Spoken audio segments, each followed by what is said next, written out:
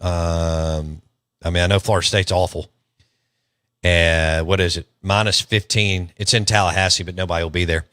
Good morning. Out of bounds, bow bounds. Straight Funk, Jackson Meadows. Was that the first time you had the saffron chowder from Philip M's on the property of Pearl River Resort? Negative. Okay. The two of us have had it before. We've had it. Yeah. I thought so. I walked in and I immediately, I was like, that's where I sat. I remembered where I sat. Yeah? Because the bar is so cool, man.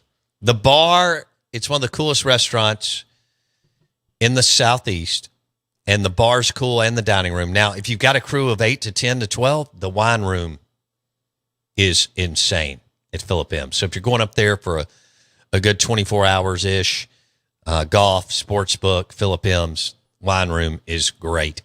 And now that I'm there all the time, I see people going back there, and they invite me back. I see people I know. My dog. I know. That's cool. But I've gone on a big saffron chowder kick, and I don't think I've gained too much weight because I eat a cup every week, and then I do the filet, but I don't do a side. No. So, because I figure. Well, it is the side, right? Yeah, my saffron chowder's covering the appetizer and the side. No doubt. But I'm not going to say no to it, so I have to have a cup of it. No. And then I get the filet Pittsburgh Rare at Philip M's. It is fabulous. I think the last 8 or how long I've been doing this, like the last 9, 10, 11 Pittsburgh Rare fillets have been perfect. So do you know where the Pittsburgh thing came from? I was educated. Oh, tell me. So back in the day, whenever they were doing the steel meals, right? Yeah. They would obviously that gets really, really, really hot. Ooh. And they would take their steak and just smack it up against the side of it. And whenever it falls off, it was done. Did you just make that up? No, I thought it was made up, but it sounds really good. If it's made up, it was very well made up. But no, that's what they say. That's the urban legend behind a Pittsburgh steak, Pittsburgh style steak. Okay, so I got educated by some steak connoisseurs. Steak connoisseurs, I'll call them. And you had a filet. I did, and I don't even know if I consider myself a connoisseur of steaks. I consider myself a demolisher. You're a demolisher of steaks? Connoisseur sounds like it has some nice little ambiance to it. I don't have any of that. That's a little too fancy for you. Way too fancy. I'm here to eat with my hands. Which I hope you didn't. I did not. I refrained. Okay. Though I wanted to just shovel that chowder into my mouth with my hands. It wouldn't have been a good look. I'll get it to go next time. Hey, do you believe? Well, let me lay out how to get in touch with everybody, with us. The Mac Hike Auto Group text line 601-885-3776. Twitter X at @BowBounds. I was very active yesterday, I think. And then the Stella Artois. Speaking of a great Thanksgiving beer, Stella Artois caller line 601-707-3750. What do you think about this, Straight Funk? The average American's caloric intake during Thanksgiving dinner is just 2,092 calories. I don't believe that, but okay. Yeah. So let's round it up. 2,100 calories. Sure. Which doesn't seem that bad if it's your only meal of the day with no snacking, no leftovers, and no booze. Well, who the hell does that? All right. I'm scared to know how many calories I take in. Okay, some people aren't kidding themselves this year. 14% of people are planning to eat over 3,000 calories, and 4% are planning to eat over 5,000 calories. I don't know what that. I need a point of reference here. Like, what is 5,000 calories? And then it says Thursday isn't the end of it. The average person will also be eating about 2,270 calories worth of leftovers. Nearly 40% of people said they'd eat a lot more than that. 27% said 3,000 calories in leftovers, while 9% said 5,000. On average, Americans plan to eat Thanksgiving leftovers for 3 days.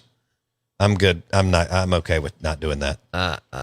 So what is your over-under on casseroles? Because I think Jason and Blake will be at 7 casseroles. For what? Yeah. Wait, a Big Mac's only 540 calories? Is that it? That's it? So that's 10 I mean, of that's those? fake food, so that it's like air. I mean, True. it's terrible So for that's you. 10 Big Macs.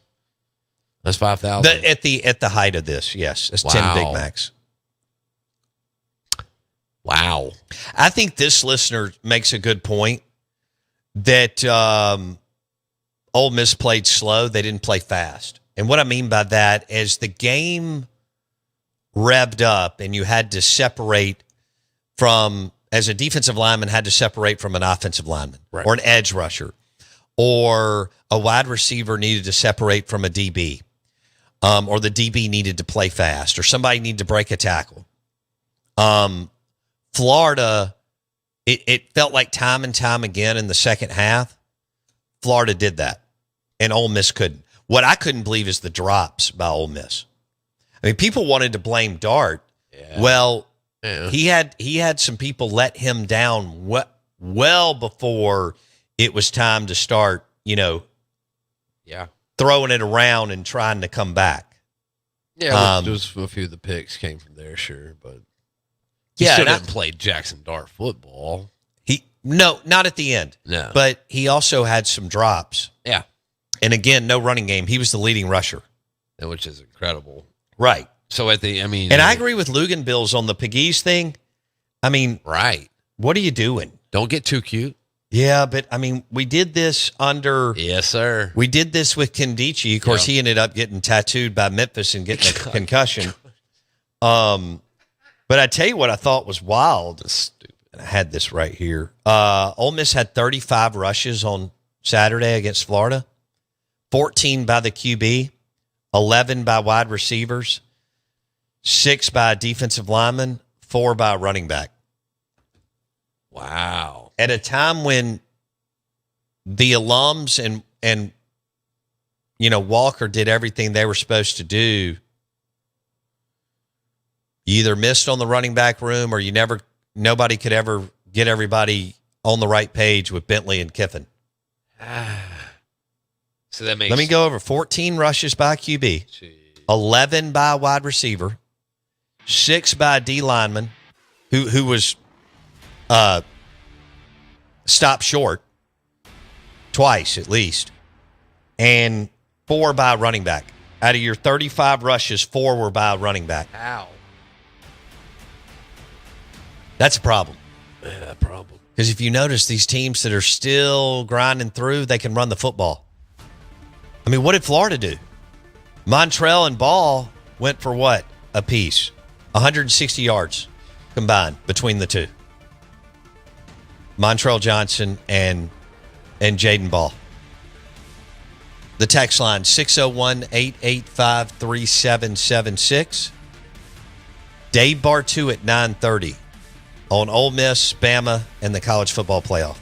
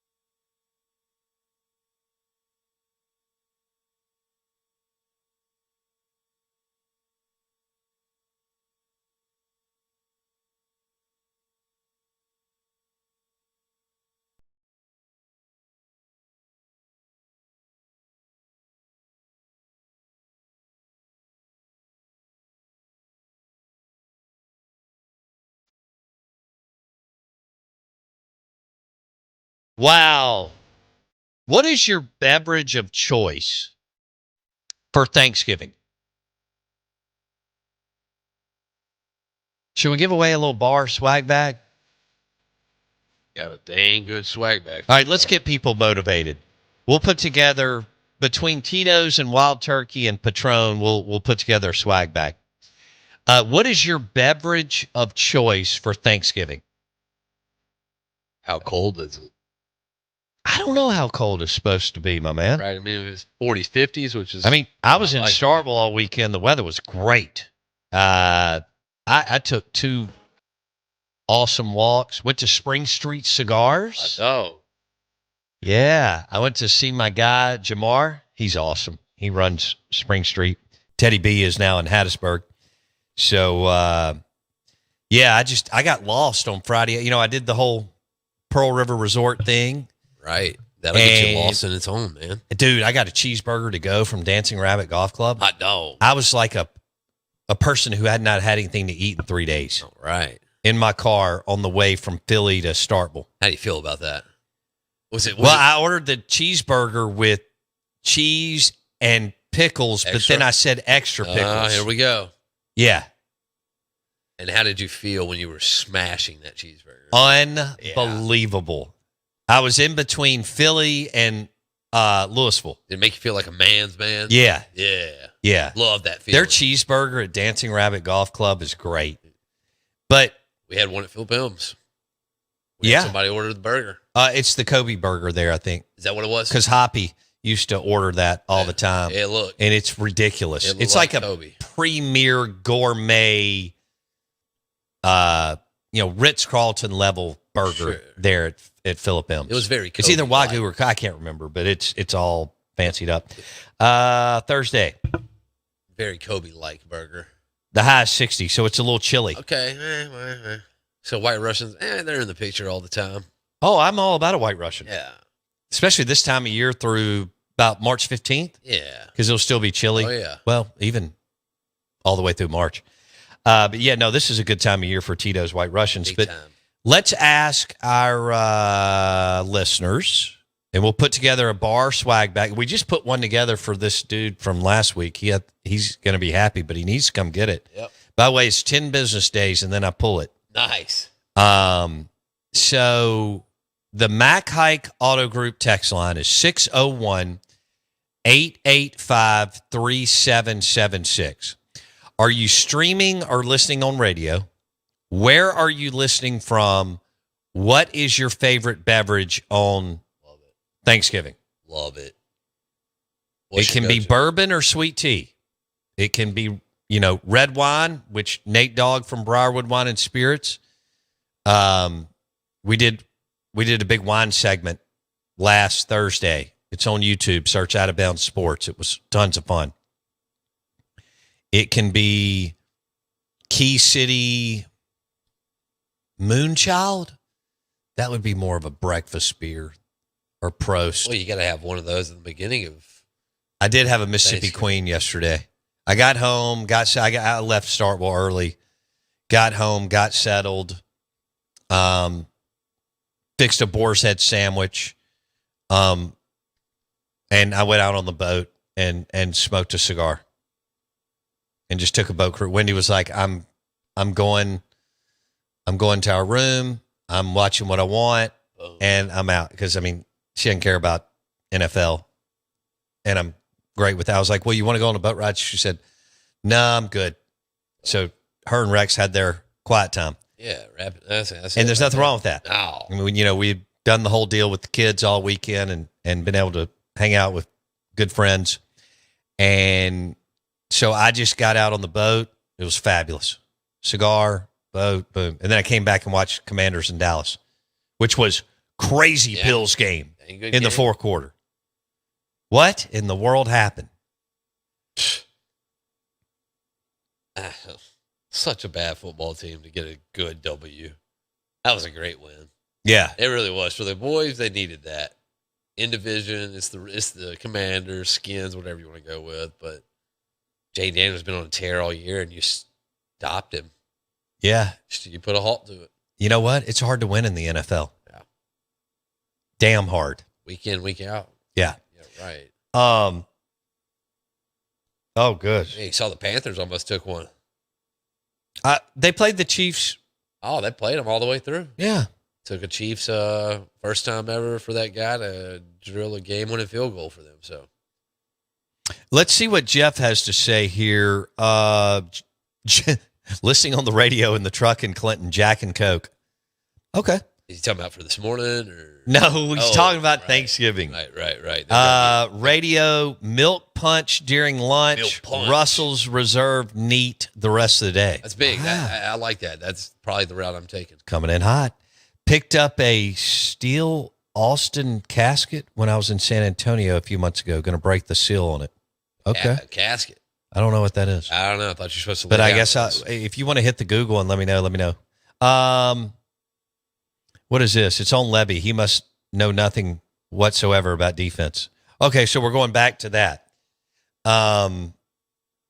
wine casket. I agree with Sun Devil Macy. I'm really good at this.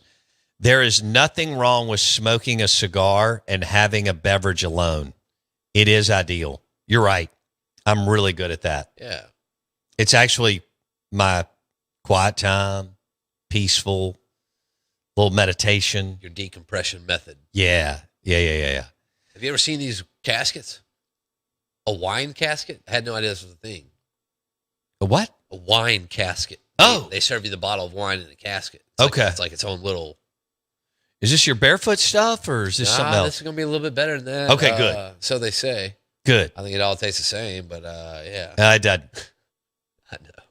We've got another listener, a rye old fashioned. That's it, man. Old fashioned. Now, if you can make one at home, and it's not that difficult, but if you do it, an old fashioned with all that kind of like Thanksgiving food is Heater. It's a heater, and especially with the rye bourbon, and you think about all the things on your plate, even depending on what direction you go, protein wise, dressing, that's going to be a fabulous pairing for sure. All meshes well in your taste buds. Sun Devil Macy says Al Bundy makes more sense as I get older. Ow. You've been doing the Al Bundy not Radio Lebowski, that's Cooper Vesey. Big Lebowski thing just naturally your whole life. I had no idea it was a thing. And you just did it. So I mean that's a credit to you. Yeah. I mean, you've been in laid back, low key, low gear your whole life. There's a high gear? Not for you. For what? But yeah, you've been a combination of Al Bundy I'll take that. and Big Lebowski forever. Yeah, and after this weekend, I'm hoping a little Martha Stewart sprinkled in there. Okay. You told me you're excited about watching her documentary. She got me, it got me excited about the holidays, man. Martha Stewart used to blow it out. Because her cooking show, she'd get everybody. Yeah, the original influencer. I guess she was. There's no doubt. She is the reason that we live a lot of the life we live today. That was very I'm going to give it to her. prophetic. Look at what she's done. Self-made billionaire. Is she a billionaire? She was at one point. But that was before the tumble. Why would she have? Yeah. She okay. Yeah. I got it. But she's had a remarkable bounce back. It's been incredible. I mean, she's made tens and millions, if not another 100 million or so since getting out of jail. She has remained culturally relevant, some way, somehow. She has remained. Yeah, good for her. What is she? 90? Oh gosh, it's up there. Remarkable career. Wow. All right, Dave Bartu, if he gets up. 83. People are texting me on this. Look, I said 8:15 segment's going to be cut out on the podcast where I was talking about, it already is, where I was talking about Mississippi State and the defensive coordinator. I don't know why it's a discussion or a debate. Either decide if you want to win or not. Dave Bartu coming up next.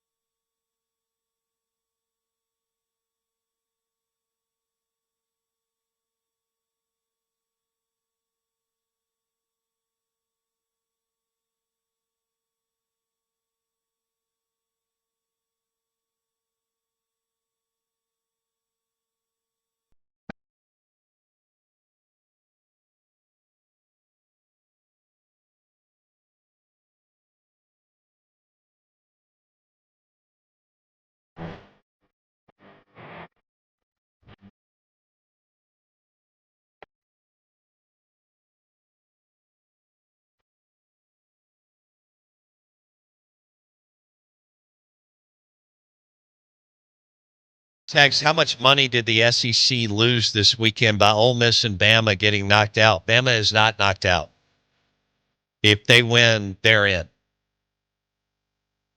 Now, Ole Miss, whole nother story, but Bama's not knocked out. We are the Out of Bounds Show. We're brought to you by Farm Bureau Insurance. Bundle your auto and home and save with your local Farm Bureau Insurance agent. Go local, go with the home team, as Jake Mangum likes to tell us. This is ESPN 105.9 The Zone. I'm your host, Bo Bounds, and you can watch the show on YouTube.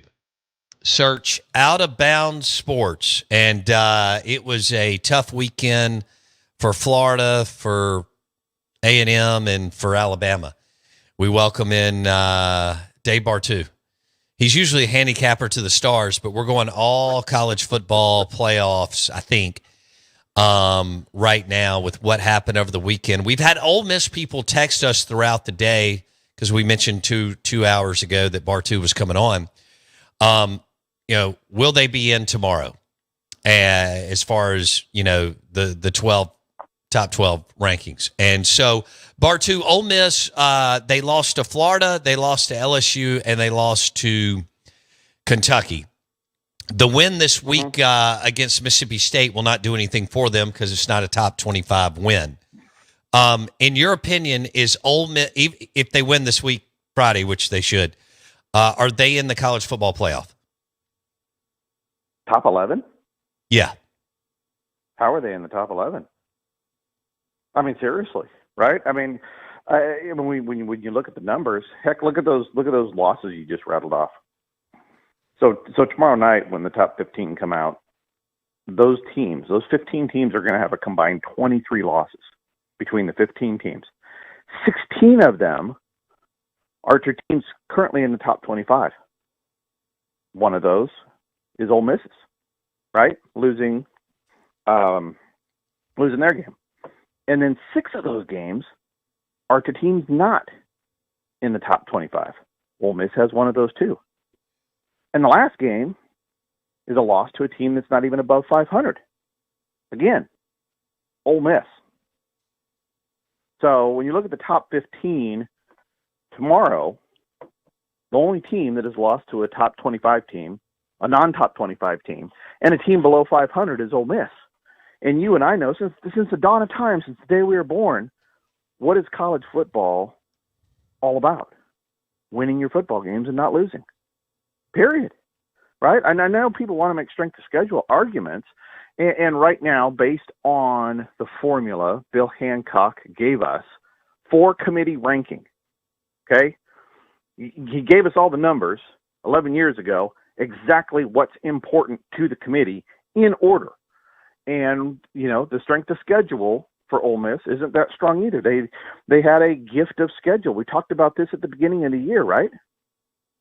That was one of the things that Ole Miss fans were so excited about because, Texas and Tennessee and Ole Miss really had one job, right? Win all your games, split against the top 25 teams. That's it. Tennessee, they won all their games, and they split against the top 25 teams. Now all they got to do is beat Vanderbilt. Texas won all their games, and all they have to do is beat A&M, and that'll be a split of the top 25 teams, and they're in. And for Ole Miss, dude, that Kentucky game, that's it, right? It's nightmare fuel. It's a sub-500 team. It knocks them down, and in my opinion, it knocks them out completely from the discussion. So, I think on Tuesday, and I could be wrong, right, because all our model does is model the last 11 years of playoff committee behavior. That's it. No more, no less. I'm unemotional about it. I talk the way I think the chairman should talk after they rank, and not just throw narratives out there for the media to feed on. But we have Ole Miss at 15 tomorrow, and you're going to have to be at 11. Alabama's at 12, and it's going to be tough to jump over Alabama. Alabama's at 12, and they're on the outside looking in. So Ole Miss has a shot, but I think it's a very, very tiny percentage. And I shouldn't get too far over my skis because I got to see where they're at on Tuesday. If they're at 15 behind Clemson and South Carolina, one of those two are going to win this weekend. They are done. So it's all about tomorrow night for Ole Miss fans. Where does the committee rank Clemson and South Carolina? That's the way I see it. That's it, right? I mean, honestly, reality, right? Tell me that's wrong, because we know you have to be top 11 to get in the bracket, right? Because one of the teams is coming out of the Big 12, which is outside the top 12 right now. So you're going to have to finish inside the top 11.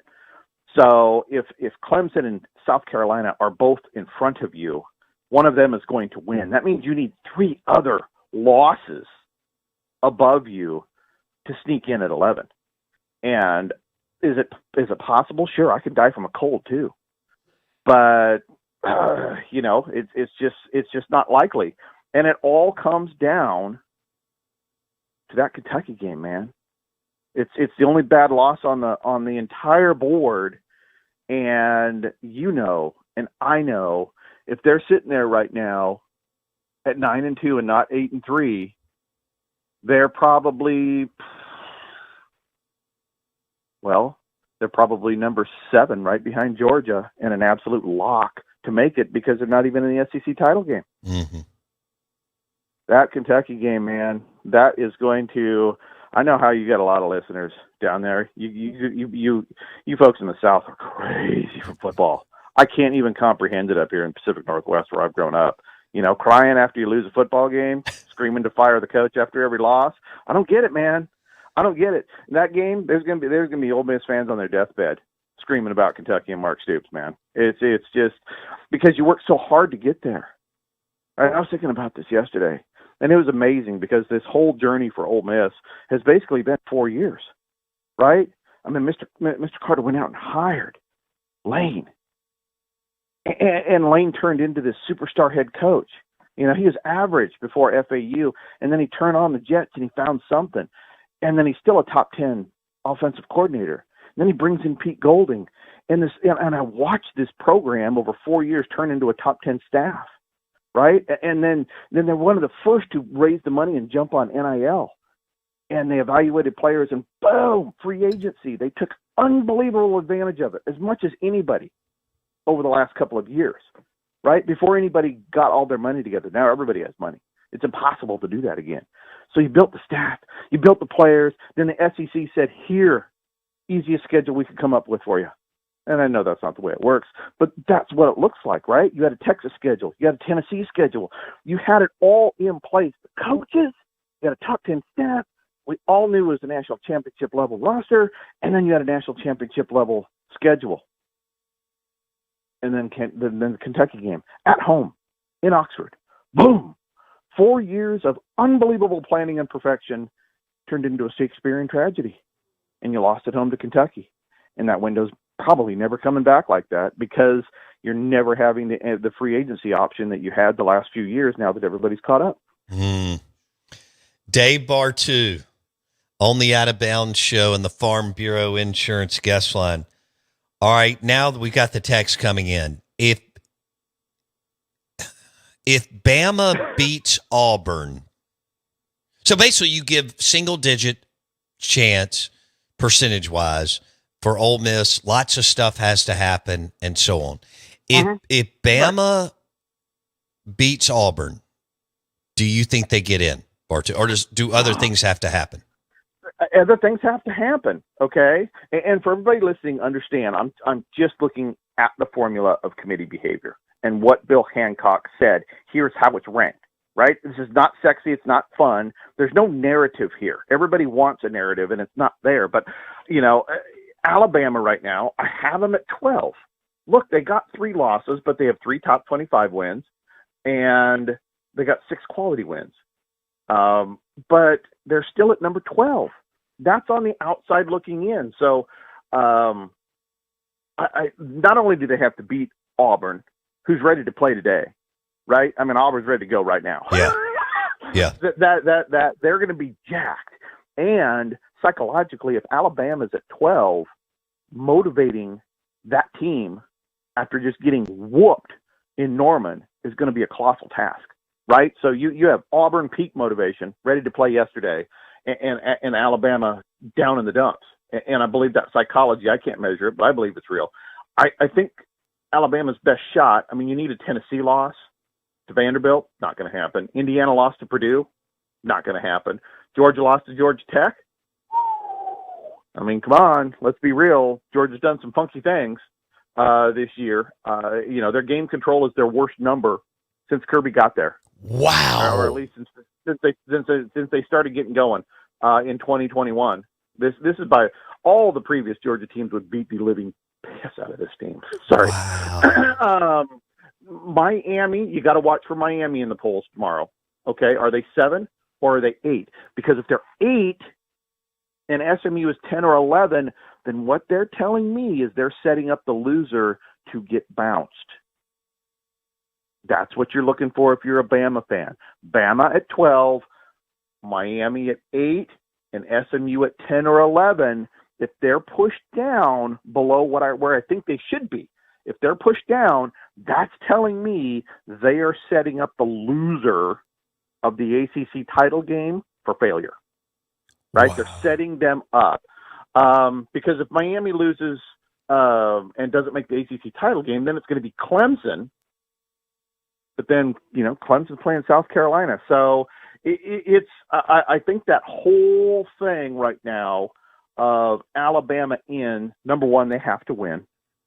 And as we saw from last weekend, we don't know when an SEC team is going to win or lose, it seems like. No. And then we have to look at where is Miami and SMU. If Miami's at 6 or 7 and SMU is like at 10, because SMU is not going above Tennessee and Indiana. Tennessee and Indiana are going to be side by side tomorrow night. Okay, 8-9, and then SMU at 10. But if SMU's at 11 and Miami's like at 8, this is a committee signaling of what they're preparing to do if and when they play each other and one loses.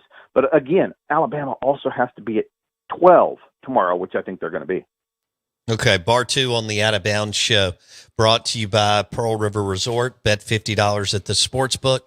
Play award-winning Dancing Rabbit Golf Club for $40. Bet 50, play 40. Bar 2 joins us on ESPN 105.9 The Zone. Man, all these scenarios, like where's Miami? Where's SMU? Where do they have Bama? All right, Georgia, Texas, real quick. We got time. Yeah. Oh, we got plenty of time. Okay. So we got listeners texting in. We got some Longhorn fans here. Oh, if Texas beats A&M, yeah, and of course Georgia beats Georgia Tech, but it's not a conference game. So we get Georgia and Texas in the SEC championship game, Bartu. If one of them is going to lose, does the loser get left out, Bartu? Are you asking if 11-2 Texas gets left out? Yeah. No. What about a 10-3 Georgia? Oh, well, that would, but then that would give Georgia, if they won that championship game, that means Georgia would have 4 top 25 wins, 5 wins over teams above 500. No, I don't. Here's the thing: the committee over the last 11 years rarely moves a team more than 3 spots at a time. Rarely, right? Because they don't like to look like they're wrong. They don't move teams that much. So Texas at 3, even if they get one more loss, they're not going from 3 to 12. Okay. That'd be the biggest move ever. Same thing with Notre Dame. People are asking me Notre Dame. What if Notre Dame loses? They're not going from 4 to 12. This is not the way it works. Texas, what has Texas in there is their game control. It's top 4 on the board. That's one of the 3 biggest metrics, way bigger than strength of schedule. In fact, it's run with and coincides with strength of schedule. So I don't believe that Georgia at 6 and Texas at 3, if they went out and meet in the title game, that the loser is out. I think they're both in at that point. Okay, so and if Tennessee wins, so that's 3 teams. Follow along. Yep. A&M could beat Texas, obviously. But if Texas and Georgia play in the SEC championship game, both are in. Bartu feels strongly about that. Tennessee goes to Nashville this weekend and wins, they're in. Okay, so that's 3. Yep. And then we're left with Bama, depending on if they even beat Auburn. Mm-hmm. And South Carolina. So South Carolina, if they beat Clemson, could they be the 1, 2, 3, 4? Could they be the 4th team from the SEC to make it, Bartu? Possibly, right? Because, I have them side by side. They were the model, not me. The model has them side by side with Clemson tomorrow, okay, in the 13-14 spot. All right, so they're going to be behind Alabama. But if Alabama wins, I just got a feeling the signal from the committee is Miami at 7 or 8 and SMU at 10, basically setting it up for if SMU loses and maybe if Miami loses, the loser of that ACC title game is out and Bama sneaks in at 11. Ooh. Now, if Bama loses, could that be South Carolina?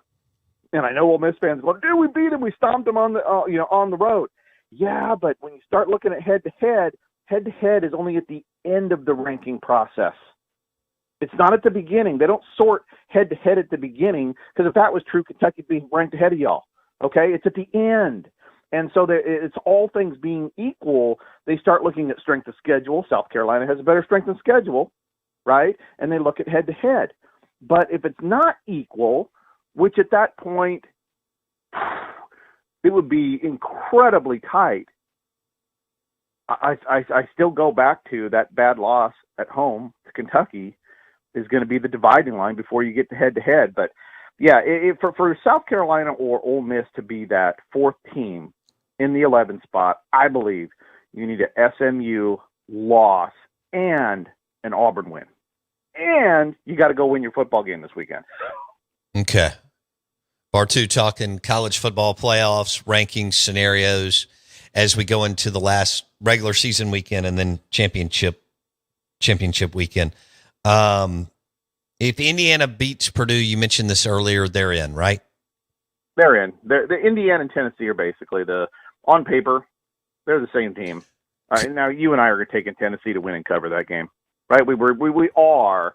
But look, the committee doesn't have time to go through all the minutia. You hear fans going, well, look at this team beat that team by 4 points versus 3, and it's like they don't have time to go through all 660 games and look at them one at a time. This is a committee that goes in, ranks 25 teams, and gets the heck out. They're busy people. They don't have time to make it all fancy and glorious and spending 48 hours on this. They spend a couple hours on it and they're gone. That's why there's ranking rules. At the corporate level. This is a corporate boardroom, and they do the same thing. If there's ranking rules of getting things done so there's not roadblocks. Because you and I both know if you take 13 listeners right now, 13, 7 State, 6 Ole Miss, or heck, even have more Ole Miss just to have a majority, it would take them months to come up with a top 25 they agreed on if there was no rules. Months, no right? question. Right? You got 13 millionaires that need to come up with an agreement on how to rank 30 teams in a day. You have to have rules, right? And this is why they go in groups. And so it's unsexy, it's boring, it's not complex. And then the chairman has to come out and give everybody their narrative, right? He's got to give Danny Kanell's narrative. Danny Kanell! The narrative. Then he's got to give CBS and NBC and 247 and on through. He's got to give everybody their narrative. And I think that's why they stumbled through it, because he's like, this is a bunch of crap. We didn't talk about this stuff.